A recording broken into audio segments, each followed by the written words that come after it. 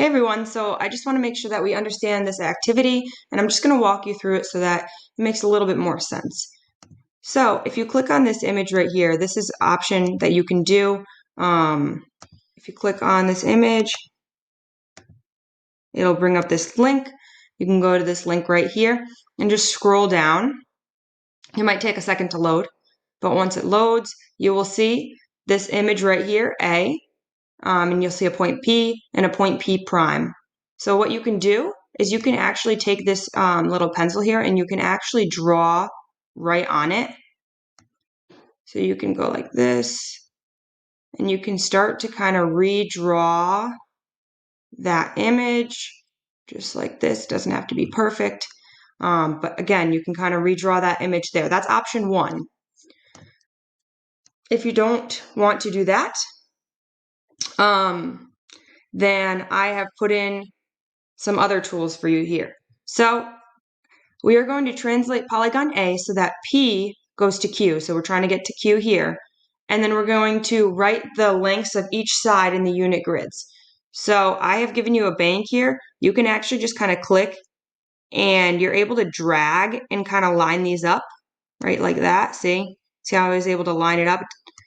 And I can kind of put these pieces together until my image matches my image over here. So till I translate it fully.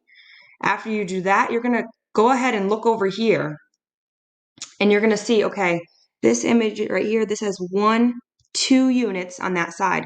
You're going to click and drag this number right here, the number 2, there's your number 2, and you're just going to put it on the side here to show that it's 2 units, just like that, okay? So that's how you're going to do this particular image.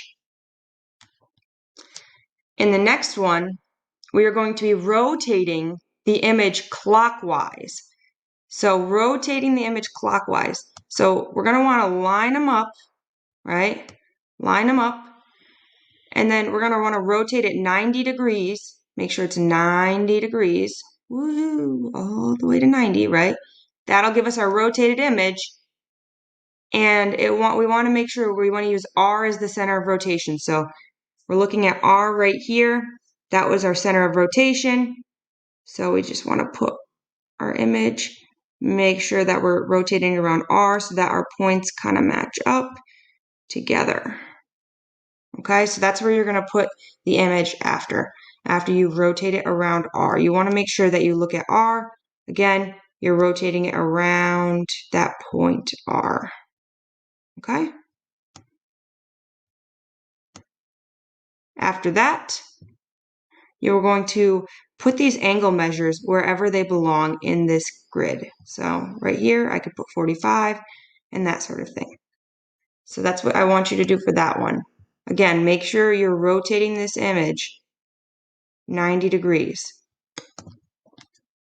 And again, make sure you're going clockwise. In this activity, you're going to be flipping.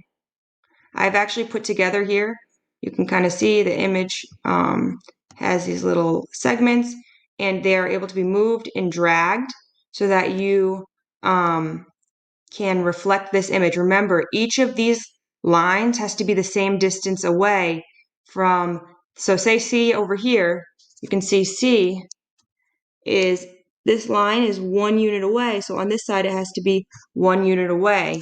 So you're going to go ahead and click and drag your line, make sure it's 1 unit away, make sure it lines up, and when it does, drop it there. Again, you have these angle measures down here, and after you make your shape together, you can go ahead and click and drag and label each of the angle measures. So that is how that one is going to work out. Here, this is just some questions. How can you tell whether one shape is a sequence of transformations or just one transformation? What are the basic types of transformations? The rigid transformations? And then down here, we are translating from here to here. You're just lining up the vertices, because there's multiple vertices, and the angles here, the different numbers and vertex and angles there. All right, So now we're talking about transformations. We are talking about, it says Jada applies two transformations to a polygon in the coordinate plane. One of the transformations is a translation. So translation.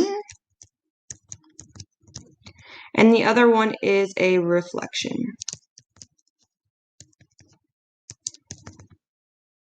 Okay?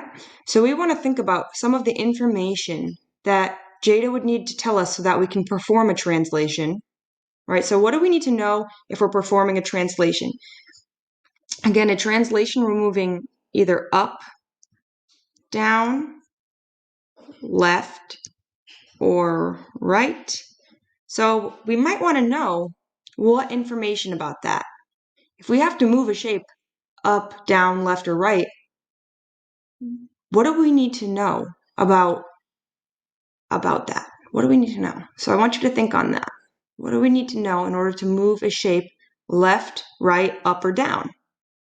A reflection, remember when we perform a reflection, it's over this nice little, so say we have a triangle here and we're performing a reflection.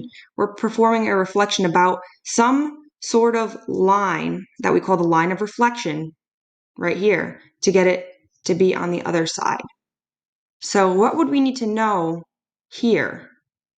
What would we need to know here? If she just tells us we're performing a reflection, what do we need to know? Well, right here we have this line of reflection, right? Line of reflection. So that we would kind of need to have that in order to perform our reflection. If we don't know what we're reflecting about, then it's really kind of hard for us to perform that reflection. So just think about the different type of transformations. So what do you need to perform a translation? What do you need to perform a reflection? And what do you need to perform a rotation? I know it doesn't say rotation here, but just think about what kinds of things would you need to know in order to actually do them or perform them. So that's what we're thinking about in our cool down there.